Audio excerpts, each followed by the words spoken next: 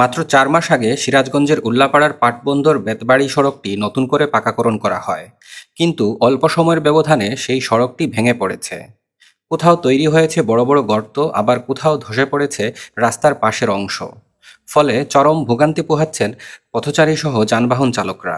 স্থানীয়রা বলছেন, নিম্নমানের নির্মাণ সামগ্রী ব্যবহার ও তদারকির অভাবেই সড়কটি দ্রুত নষ্ট হয়ে গেছে। এই রাস্তার এই যে সাইড দিয়ে যে খুঁটিগুলো আসিল, খুঁটির নিকট থেকে ওই বেকু দিয়ে দেওয়া মাটি তুলে উপর দিয়ে বসাইছে। বসানোর জন্য যে এই রাস্তাগুলোর এই দশা। আমার কাঁচা রাস্তায় তো এতদিন ভাঙে নাই, আর পাকা হয়ে এই রাস্তার এই দশাও করলো। ইঞ্জিনিয়ার বলা হইলো, হে কইলো যে এনতালা মোটা হইয়া দিয়ে যাবে, মাল মোটা হইয়া দিলে মাটি টুসে গেলে সেটু টাকা মুখে বহিয়া টাকা পয়সা মানে ফিলে এসছে, ফিলে রাস্তাটা কোনো রকম করে থেকে চলে গেছে। পুরো এই রাস্তাটা করছে পুরো বৃষ্টির মধ্যে, বৃষ্টির মধ্যে পিজি ডালে পানি ফাড়া দিয়া পিজি ডালে থেকে চলে গেছে। এই রাস্তা বেশি তো টিকবে না। আমি বলছি যে এই যে উপকার খাওয়াগুলা এত বড় বড় খিচি দেখবো, এরাও কর নাই, মেলাও কর নাই, তারা খালি করিয়ে গেছে। গন্ডগোল ছিল অর্কেস্ট্রা নেওয়াতে ছিল।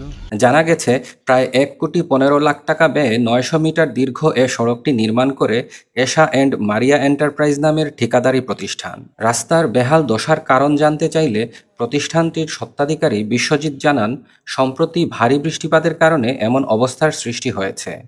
এ ব্যাপারে প্রতিবেদন প্রকাশ না করার জন্য এলজিইডির এক কর্মকর্তার সঙ্গে যোগাযোগ করতেও বলেন বিশ্বজিৎ। এতে করে প্রশ্ন উঠেছে স্বচ্ছতা ও নৈতিকতা নিয়ে। এবার যে পর্যাপ্ত পরিমাণ যে বৃষ্টি হয়েছে, দেখেন যত ভালো কাজ করে থাকুক না, রেনটা সব রাস্তাতে হয়েছে। এখন ওই সাইডে যে ভেঙে গেছে ওটা আমরা মেরামত করে দিব। হ্যাঁ যান, ওই আপনি অফিসে সব সিকিউর আছে, মানিক ভাই আছে, মানিক ভাইয়ের সাথে কথা বলেন। ওটা যখন সিকিউরিটি তুলবো তখন সিকিউরিটি তোলার আগে আমরা ওটা মেরামত করে দিব। হোল্ডার নাই, যা নাই, এটা তো অফিস জানে নাকি, অফিসের সাথে যা কথা বলে। এদিকে মাত্র ৪ মাসের মাথায় রাস্তার এমন বেহাল দশার ব্যাপারে জানতে চাইলে এলজিইডির উল্লাপাড়া উপজেলা প্রকৌশলী মোহাম্মদ শহীদুল্লাহ ঘটনাস্থল পরিদর্শন করে ব্যবস্থা নেওয়ার কথা জানান। এ ব্যাপারে আমাদের যেহেতু কাজের সিকিউরিটি টাইম ১ বছর থাকে, আমরা ওই বৃষ্টিপাতের পরে যখন ভাঙ্গনটা হয়েছে, স্লাইডটা করছে, তার সাথে সাথে আমরা ঠিকাদারকে অবগত করেছি, চিঠি দিয়ে জানাইতেছি। তো তার ১ বছর যেহেতু ডিফেক্ট লায়াবিলিটি পিরিয়ড আছে, এই ডিফেক্ট লায়াবিলিটির ভিতরে আমরা চিঠিও দিছি এবং আমরা বারবারই কথাও বলছি।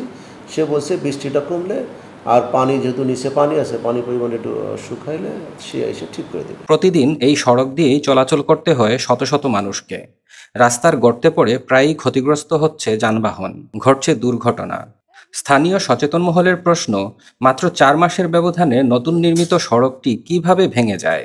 এখন দেখার বিষয়, দুর্ভোগ লাঘবে কর্তৃপক্ষ কত দ্রুত পদক্ষেপ নেন। সিরাজগঞ্জের উল্লাপাড়া থেকে রায়হান আলীর পাঠানো তথ্যচিত্রে সময়ের কণ্ঠস্বর ডেস্ক, ঢাকা।